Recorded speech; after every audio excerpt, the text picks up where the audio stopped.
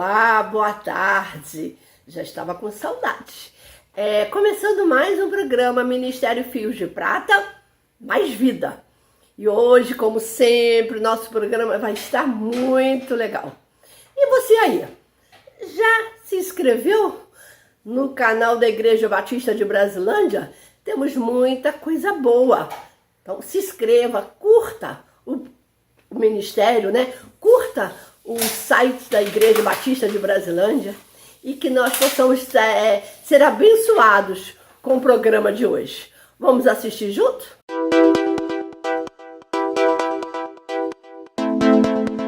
Olá, Fios de Prata! Estamos de volta com o nosso quiz. Primeira pergunta: qual foi o rei cujas unhas cresceram como as de um pássaro? Opção A, Rei Belsazar. Opção B, Rei da Grécia. Opção C, Rei Dario. Ou opção D, Nabucodonosor? Já eu volto com a resposta.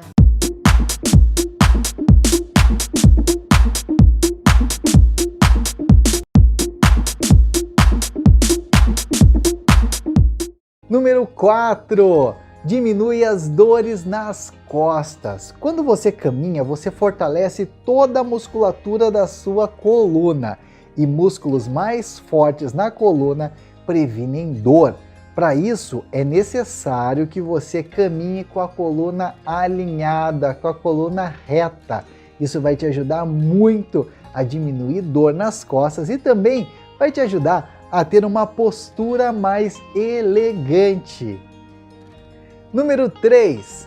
Quando você caminha, você melhora a sua mente. Principalmente quando você caminha ao ar livre, você diminui a ansiedade, o estresse, melhora a depressão, porque quando a gente caminha, libera hormônios importantes no nosso corpo e neurotransmissores que estão dentro da nossa cabeça, deixando a gente muito mais animado, com mais disposição e com a cabeça mais tranquila. Se você está com ansiedade, depressão, compulsão, estresse, caminhe, porque é um ótimo remédio.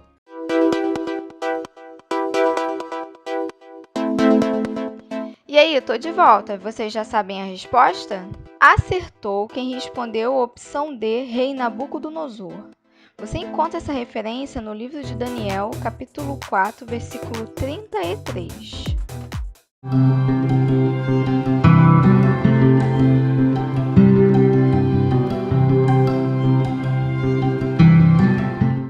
Olá! A palavra de Deus diz no Salmo 121, versículo 1 e 2: Elevo os meus olhos para os montes, e de onde virá o meu socorro? O meu socorro vem do Senhor, que fez o céu e a terra. Santo Deus, bendito Pai, Senhor, nesses momentos tão difíceis que nós temos visto tantas notícias ruins, tanto no exterior quanto aqui no nosso país, em Petrópolis e em tantos outros lugares, Senhor. Eu venho te rogar misericórdia, Senhor, para a vida dessas pessoas, ó Deus. Misericórdia para nós, Senhor, que nos sensibilizamos, Senhor, com toda essa situação.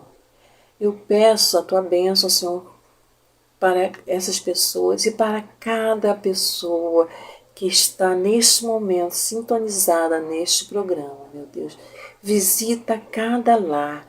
O Senhor conhece a dor, a angústia e a necessidade de cada um e também os motivos de gratidão.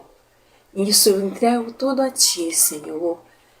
Esse programa, Mais Vida, Senhor, do Ministério Fios de Prata, te agradecendo porque até aqui o Senhor tem nos sustentado, te agradecendo por cada pessoa que tem se envolvido, te agradecendo por cada pessoa que assiste e compartilha. Eu oro assim, Senhor, em nome do Senhor Jesus Cristo. Amém. Amém. Fiquem com Deus.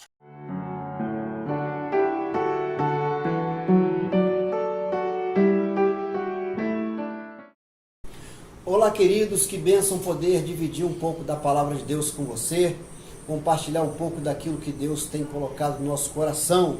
E o tema proposto para essa reflexão é a missão de cada um de nós. E a pergunta para que a gente possa refletir é: o que você está fazendo aqui? Eu quero ler um texto da palavra de Deus que vai resumir muito bem, de fato, o significado da nossa missão. O texto proposto está em 1 Pedro, capítulo 2, versos 9 e 10. Eu quero ler com você.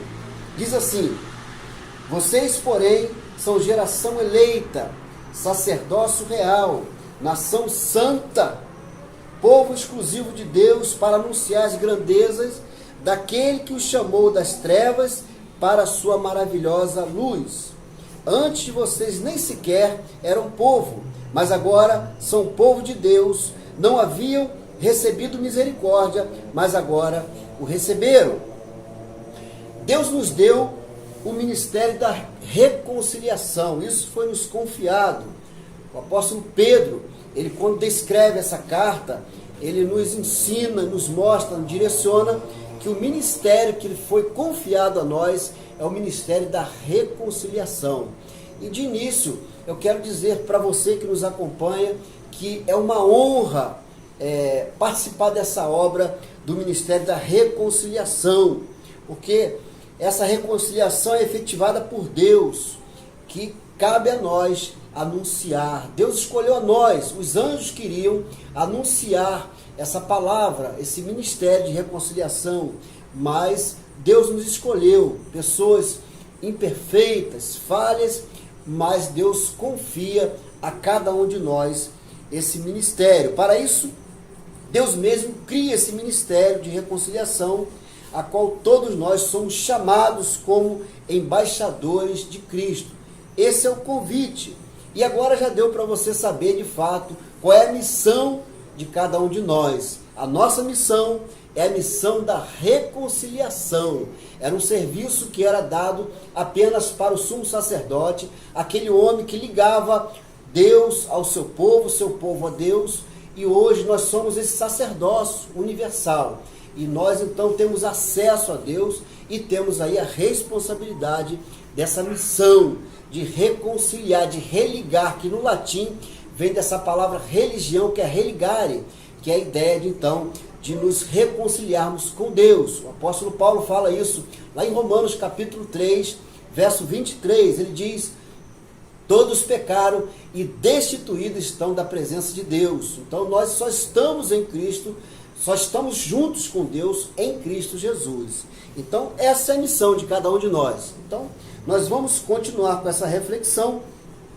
Eu quero ler mais um texto da palavra de Deus que está em 2 Coríntios, capítulo 5, verso 20, que diz: pois rogamos que vos reconcilie com Deus. A nossa oração é para que aqueles que ainda não se reconciliaram com Deus possam aí de fato ter um encontro com Deus.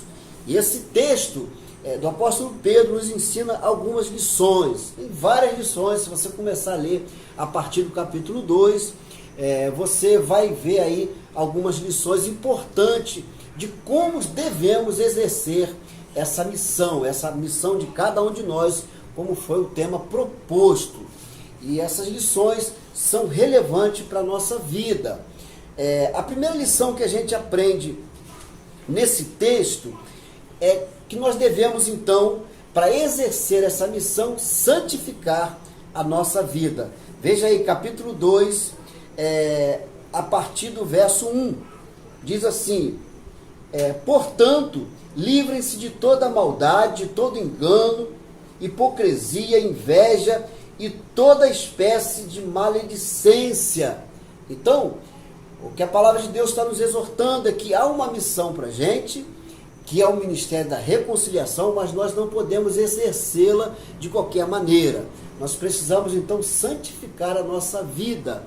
Então, essa é a primeira lição que nós tiramos desse texto. A segunda lição é que nós precisamos nos aproximar cada vez mais de Cristo. Veja aí os versos 4 e 5 desse texto, que diz o seguinte: à medida que se aproximam dele, a pedra viva, rejeitada pelos homens, mas escolhida por Deus e preciosa para ele, vocês também estão sendo utilizados como pedras vivas na edificação de uma casa espiritual para serem, olha só, sacerdócio santo, oferecendo sacrifícios espirituais aceitáveis a Deus por meio de Jesus Cristo. Então, nós aprendemos a primeira lição que nós devemos santificar a nossa vida, mas nós só vamos conseguir santificar a nossa vida à medida que a gente se aproxima de Cristo. Essa é a segunda lição. E a terceira lição que a gente aprende nesse texto é que essa missão é para todos nós. Não é apenas para líderes, para pastores, para o pequeno grupo na igreja. Não. A missão é para todos nós. Vamos voltar ao texto, lá no capítulo 2, verso 9, que diz: vocês, veja bem, vocês, porém, são geração eleita, sacerdócio real. Então não são os pastores que são a geração eleita, não são os líderes de pequeno grupo que são a geração eleita, mas somos todos nós. E o que isso é relevante para a minha vida e para a sua vida? Isso é muito significativo, porque fazer parte, cooperar da obra de Deus é uma honra, é um privilégio que não é apenas para líderes, não é apenas para pessoas que têm destaque na igreja. Então, todos nós podemos fazer parte disso, independente aí de localidade, onde você mora, de cor, de idade, né? Você pode ser um jovem, um adolescente, uma criança, um idoso, uma idosa, um ancião, mas todos nós podemos participar desse chamado, dessa missão de todos nós, que é o ministério da reconciliação. Então, sinta-se importante na obra de Deus, não fique de fora. Você que está pensando aí que você não sabe falar, que você não tem cultura, não tem conhecimento, não tem uma boa oratória, não. O chamado é para todos, você é importante na obra de Deus. Então levante-se aí e se envolva na obra de Deus, porque Deus conta conosco. E se você não se envolver, só quem perde é você, porque Deus vai levantar outras pessoas. A obra não vai parar, mas é importante, é um privilégio, é uma honra Deus confiar isso a nós. Que Deus abençoe a sua vida. E a minha oração é que você possa, nesse ano, investir nisso, envolver-se com a obra de Deus. Abrace o ministério da reconciliação e envolva-se. Deus abençoe sua vida e um grande abraço.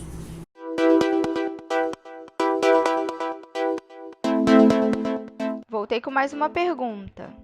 Onde a Bíblia nos fala de um bode lutando contra o carneiro? Opção A, em Daniel capítulo 2, versículo 5. Opção B, Daniel capítulo 6, versículo 24. Opção C, Daniel capítulo 8, versículo 4.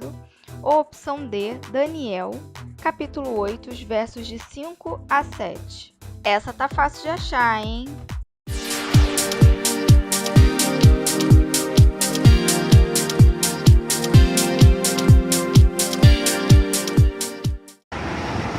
O Senhor é meu pastor e nada me faltará. Muito obrigada, Senhor, pela visita que eu recebi da Rose e da Keline. Que o Senhor abençoe todas as duas e o fio de prata, em nome de Jesus. Amém.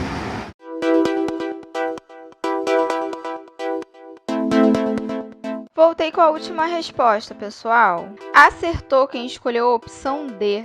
A gente encontra essa referência no livro de Daniel, capítulo 8, os versos de 5 a 7. Dá uma conferida lá. Tchau, tchau, tá, pessoal? Na próxima semana estou de volta com mais perguntinhas. E aí, gostaram do programa? Eu gostei muito. E como é bom ouvir, né? Ouvir vocês. E a caminhada, hein, gente? Temos que caminhar, sabia? Tem pessoas dando testemunho que está caminhando e está melhorando um monte de coisa, hein? Vamos lá? Vamos junto? Vamos caminhar? E eu quero lembrar você que no próximo sábado, 26 de março, vai acontecer a nossa primeira reunião do ano de 2022 do Ministério Fios de Prata. Vai ser na nossa igreja às 4h30. Então, se junte a nós, que vai ser uma tarde muito boa, muito especial. Então, que Deus te abençoe e que Deus te dê uma semana de paz, tranquila, e que Deus cuide de nós e da nossa família. Então, fica com Deus e fica na paz.